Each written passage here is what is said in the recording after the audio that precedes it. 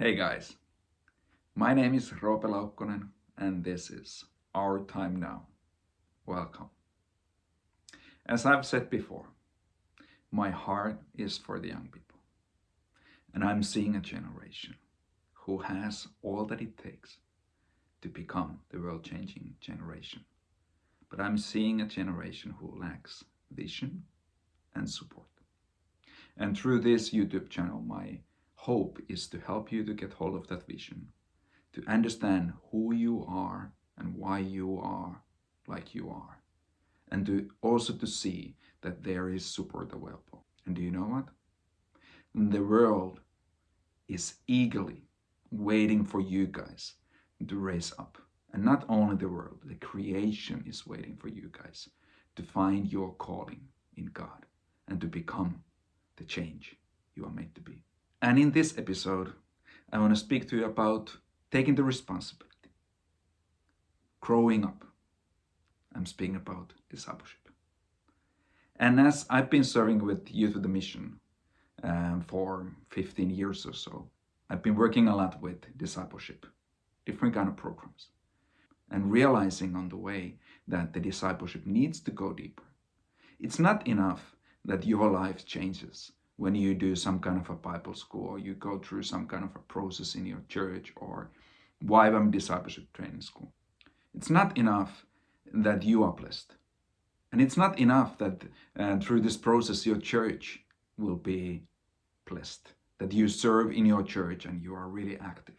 It's good, but it's not enough. When the discipleship really goes deep, your life is the change factor wherever you are. And that's what's God's heart for you, so that you would carry His flavor. You would be the gospel among the people around you. So in this video, I want to just speak to you about some things that I'm seeing and to challenge you and to invite you. And maybe this video will be a bit more difficult for you to watch because this episode is about you growing up. It's actually interesting what kind of a culture we have in our churches. People who are feeling that God is calling them to be at the pulpit, at the leadership position in the church, they are drawn to go to the Bible school. But I have to say that that's an area where everyone is supporting you to be a good person. But when you go to different spheres of society, there's actually temptations, way different than the temptations that we are having at the church. So we want to learn to know the Bible when we are serving at the church. But we don't feel that it is important to study the Bible if I'm called to be in a business world or if I'm called to be in politics. But hey, those are the areas where you actually need to know the Bible.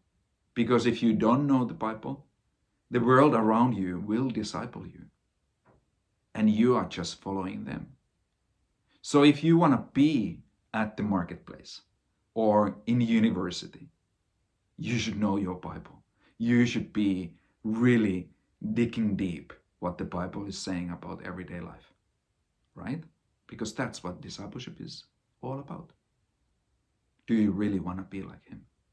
The essence of discipleship is that you understand who you are and you understand where are you living and you understand what do you need to do to become the person you want to be. As long as you are blaming others for all the things that are happening in your life, you are not growing a bit. And you are not a disciple, you are just a follower. Discipleship is about taking the responsibility. Firstly, taking the responsibility of yourself, your own growth. I'm not a bodybuilder, as you can see. I never wanted to be a bodybuilder. But if I did want to be a bodybuilder, what would it take from me? Commitment, suffering, no pain, no gain, right? I would need to do some kind of decisions to give up some things, to be determined on becoming a bodybuilder, eating the right food, exercising enough, saying no to the sweets, all kind of things. And the same things goes with the discipleship. If you want to grow to be like Jesus, it doesn't happen by accident. And it doesn't happen either if you go and do a DTS, discipleship training school, or a Bible school, or any kind of program. Those will support you, yes, and you maybe need it. And in my life, it was a life-changing thing to do a DTS. But in the long run, if you don't really want to be like Jesus, after that program is done, there's no reason for you to keep up the routines that you have maybe learned. So only by you actually deciding to be willing to be like Jesus, you will grow to be his disciple. And secondly, discipleship is about taking the responsibility of the world around you. Discipleship was not only for the people who were following Jesus. Jesus was discipling them so that they would be like Jesus and they would affect the world around them. That they would be the plus, that they would be the world changers. That was the goal of Jesus taking 12 disciples. And do you understand that he turned the whole world upside down through these 12 men? So discipleship is firstly about taking the responsibility of yourself and then understanding that it's my responsibility to take care of the world and to be the plus, to be the blessing, to be the world changer. And if you want to be that, then I welcome you to the journey of discipleship, becoming the change factor. And a few things about your generation. Again, I've been studying about your generation. I've been learning so much, and I'm starting to see the problems that you are facing together with seeing the possibilities that you have. And one of the problems that your generation is facing is that you have been told through your life that you are good, you are awesome, you are amazing. And in your heart, you know that you are not. And there's this problem that I'm seeing. That in some level you have been living in this fake world where you are the star. You are the centerpiece of everything. And it creates a culture where you think that you are good as you are. And that's kind of like fighting against the foundation of discipleship. If you think that you are good as you are, you will never have that hunger to be more like Jesus. You will never be willing to pay the price to become the one God wants you to be. God is not expecting you to be something that you are not, but he loves you too much to let you stay as you are. He wants to call you to become something more. And in your heart, you know that you are not awesome. In your heart, you know that there's so much more that you could be, but you just don't know how to become that person. And again, like Jordan Peterson says, it all starts by taking the responsibility of yourself. And for some people, like he says, it is a big task to do your bed or to clean your room. Those are little things, but if you start by taking care of the little things in your life, you gain understanding and strength and boldness to see that actually I can become who I want to be. I don't want to be this mess. I don't want to be this broken and wounded and weak person. I want to be someone who can actually affect the other people. Another problem that I'm seeing that you are facing is that this culture we are living in is so upside down. It's actually interesting that in this culture, and the ones who are the most wounded, most broken, and who are making the most noise, they are getting the most attention. They are getting their will. And because of that, to me, it seems like your generation is looking at being the victim as something positive. That being the victim is a way of getting your will. And that is really upside down. And it's also interesting that the worst thing that you can be today is a white male married man who's successful. If that's who you are kind of like the bottom of the everything. You are always causing all the problems to other people around you. But I have to say to you that many times those white, solid, family focused men who are successful, they are the foundation piece of the societies. And I'm not saying that all the white men are good. I'm just trying to give you an example how upside down this world is.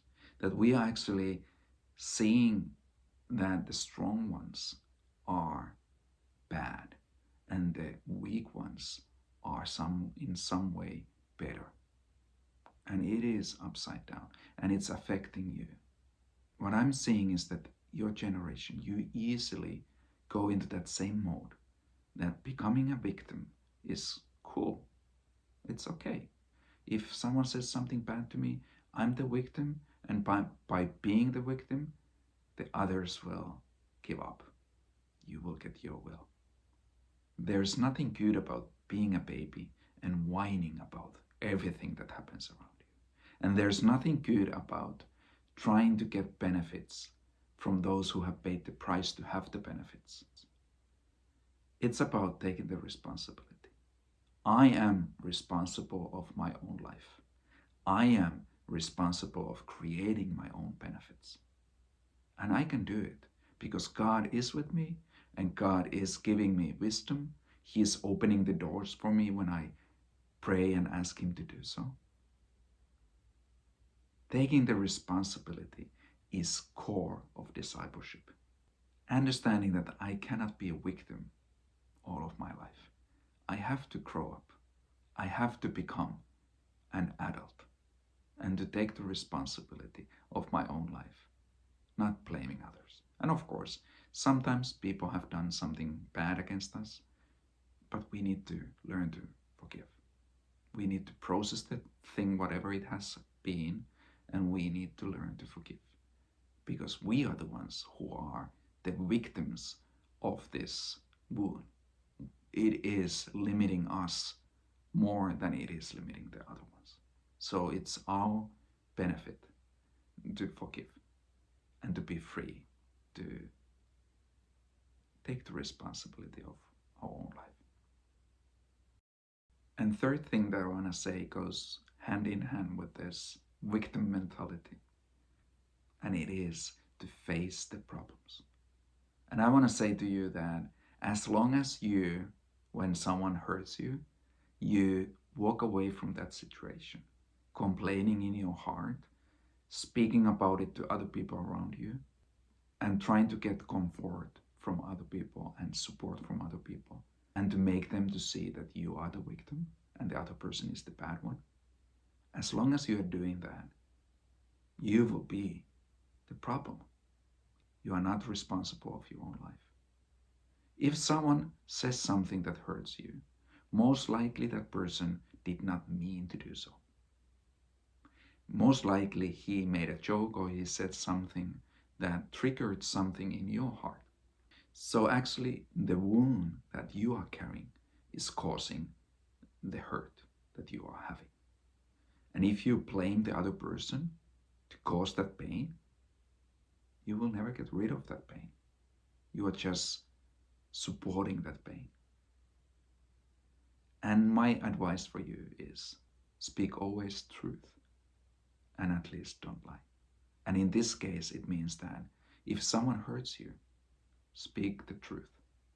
Tell them that this felt bad.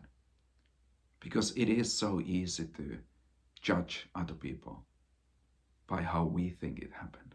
But they might see the same case in totally different light.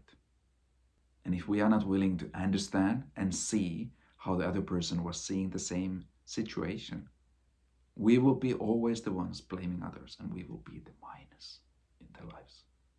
So speak always the truth and go to the person who hurts you.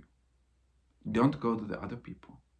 Go to the person who hurts you and reconcile that relationship right away. Take the responsibility of your own life and say that I will not be the victim. I will not go under that feeling that says that that person hates me. Because do you know what? Most of the time, the people around us, they don't hate us and they don't want to hurt us. But somehow we easily think that everybody is against us. And that is odd. We need to fight against that. And if you, as a generation, if you get hold of this, you can become the generation, like I said before, who's not gossiping behind each other's backs. A generation who's actually dealing with the problems and getting rid of the problems and being the strong ones, the leader ones. And one more thing that I want to bring up is that your generation, you want to please people. It's so easy for you to say that, let's meet tomorrow, or yeah, I will come there, or I will take care of this. And then you are not even planning on doing that. Or then you are just waiting for something better to happen. And if something better comes to you, then you are just canceling your promises, or you're just ghosting. And that is something that you need to get rid of. You cannot be a generation who's promising things and not even trying to keep them. You need to learn to be trustworthy. And at the end, I want to use the words of Loren Cunningham, the founder of Youth with a Mission. He always says that you will never find your calling by searching. You find your calling by serving. And in this time and season we are in, we think that everyone needs to be something big. Everybody's trying to become a superstar. And it's not possible. I just want to say to you that it's not possible. Most of us are called to serve a bigger vision. Some people are carrying those visions, and rest of us, we are building those visions. We are the ones who are actually making them happen.